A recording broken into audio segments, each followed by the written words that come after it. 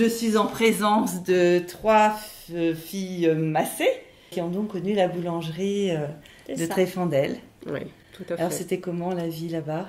On a adoré parce que oui, nous c'était Tréfandel, c'était la liberté quoi, en fait. Ah bah, totalement, donc c'était hein, vraiment les vacances. Puisqu'on habitait dans la région parisienne, donc effectivement c'était la liberté. Donc les cousins, et puis la boulangerie surtout quoi finalement. Ah bah. Donc, voilà. C'est ça, notre grand-mère qui était à la vente. Oui. Voilà. La vente du pain, les gros pains, les pains de 6 livres, les pains de 12 livres. De 12 livres même à l'époque. Les pains ronds là. Oui. Les brioches à tonton du vendredi. Oui. Et puis les gâteaux qu'on aidait à faire aussi quand on a été plus tard un petit peu plus grande et tout. Donc, il avait un rythme, on va dire, par exemple, le mercredi, il préparait les fonds de tartelettes. Enfin voilà, donc il y avait un rituel, on va dire, il avait un petit truc, un horaire, un planning bien établi pour faire les gâteaux. Et les gâteaux n'étaient mis en vente que le samedi et le dimanche. Ouais, voilà. Que le week-end, en fait. Ouais. La pâtisserie, c'était uniquement le week-end. Et donc, du coup, il faisait des éclairs, il faisait des petites mocatines, là. Il faisait des millefeuilles. Les millefeuilles, ça partait comme des petits pains, ces trucs-là. Oui, et puis ce qui marchait surtout bien, c'était ces brioches aussi. Les brioches de tonton Nénès, qu'on n'a jamais retrouvées nulle part ailleurs. Il n'a jamais voulu donner sa recette à qui que ce soit. Donc, voilà. Donc, avec tonton Nénès, la recette est partie. Il disait, il y en a plein des recettes, vous n'avez qu'à prendre. Mais non, mais c'est pas la tienne. Et nous, donc, ce qu'on se souvient, enfin moi, ce que j'ai toujours adoré, c'est quand ils nous mettaient, donc quand le pain était fini, que le pétrin était bien nettoyé et tout ça, ils nous mettaient dans le pétrin, on tournait là-dedans et tout, et ça c'est quand il était bien luné, voilà. Parce que notre oncle, autant il nous faisait rire, autant quand ça allait pas, ça n'allait pas. Fallait pas être dans ses pattes. S'il y avait du retard, si le temps était orageux et que le pain levait pas comme il faut et tout, là, oh là là. Donc on devait déguerpir à ce moment-là. Fallait pas être dans ses pattes. Et nous, quand on était petites, on dormait au-dessus de la boulangerie. Voilà, tout à fait. On a bien connu vraiment. On voyait le meunier. Monsieur Janin qui venait porter la farine. Les sacs de farine, qui troyait les sacs de farine, là où justement on était. Alors on se cachait dans le camion et tout. Puis c'est pareil avec le treuil, des fois il nous montait et tout. Oh, qu'est-ce qu'on a pu rire là-dedans aussi, dans les greniers et tout. C'était vraiment très chouette. Oui, parce que il adorait les enfants, Janin. Monsieur Janin, le moulin de les tunnels. C'était là que le blé était... il achetait sa farine, là, notre oncle.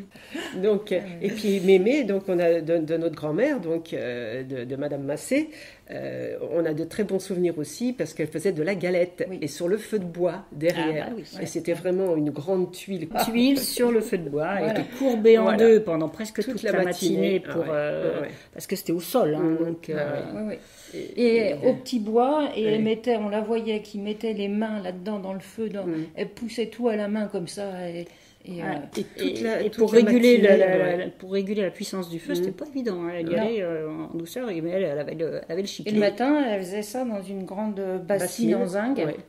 Toute la pâte, donc il y en avait toute la matinée, elle était pliée en deux à faire ça. Voilà. Et nous, ce qu'on avait dans la fumée, la tête dans la fumée, et du coup, comme elle avait la tête dans la fumée, ce qu'on surveillait, nous, c'était la goutte au nez. On va surtout pas la galette où la goutte va tomber dessus. Bah oui, parce que ça donne des larmes aux yeux, ça donne de la fumée, donc du coup. Mais on dit, il y a rien à faire. C'était les meilleures galettes qu'on a jamais mangées. Tout à fait. Avec des œufs frais de la ferme et tout, donc c'était vraiment. Avec du lait ribot. On prenait donc à la ferme de l'oncle juste à côté, là et tout. Donc, avec du beurre de la ferme. Tout ça, c'était des bons souvenirs. C'était ce qu'on avait quand on dormait au-dessus de la boulange. On avait un pot de chambre. On avait un pot de chambre parce que sinon, la nuit, si on devait aller faire pipi, il fallait sortir et tout. Il fallait sortir, descendre les escaliers, longer le couloir, sortir dehors, aller dans le toilette à l'extérieur, pas question. Et puis nous, on n'était pas habitués d'aller sur des toilettes comme ça en plus. Oui, parce que c'était un trou. Les planches en bois, là. Un trou. Déjà en temps ordinaire, c'était pas gai. Avec les mouches qui volent et le papier journal pour ses yeux planté sur un clou. Qui laissait des traces dans le fond de la culotte. Le papier journal. Que de bons souvenirs.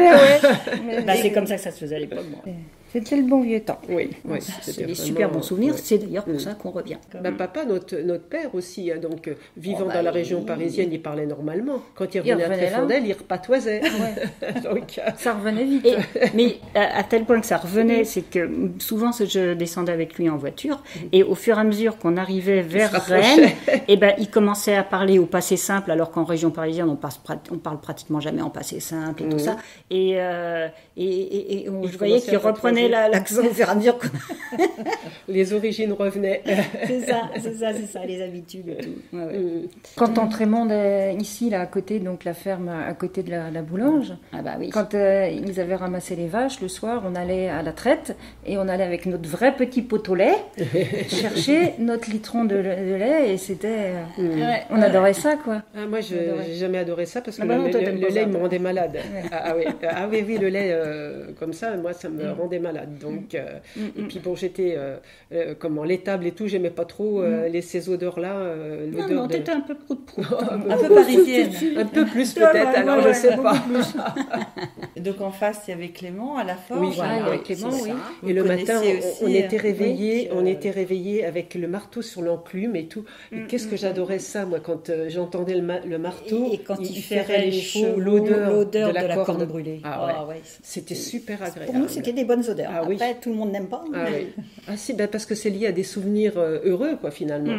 Donc, les odeurs aussi sont chouettes, quoi. Mais moi, j'adorais ça. Surtout que le matin, on avait le soleil. Donc, on avait le soleil qui arrivait dans la chambre. Il y avait le marteau, les odeurs et tout. Les poules, les coqs. L'église aussi. L'église qui sonne. L'église. Le carillon de l'église. Et le dimanche matin qu'il fallait aller à la messe avec Mémé, parce il n'était pas question de rater la messe. Oui. Et après la messe, tous les hommes, ils allaient faire les cafés. Ils allaient boire le café. Un petit coula. Sauf les petits jeunes qui venaient acheter leurs gâteaux. Voilà. Qu'est-ce qu'on s'est amusé là aussi. Les parties de pêche et tout ça. On faisait nos gaules nous-mêmes et tout, on achetait du fil et puis on faisait... il y a eu des batailles de bousses de vache et tout là. Parce que mon cousin Patrick et mon frère avaient lancé leur ligne en même temps, les fils se sont emmêlés, c'est de ta faute, non c'est de ta faute, machin et tout ça. Et Patrick, étant de la campagne... prends la bouse de vache, pas sur la chemise blanche, parce qu'en plus de ça, c'était un dimanche, donc les traces sur le... Voilà. Merci beaucoup.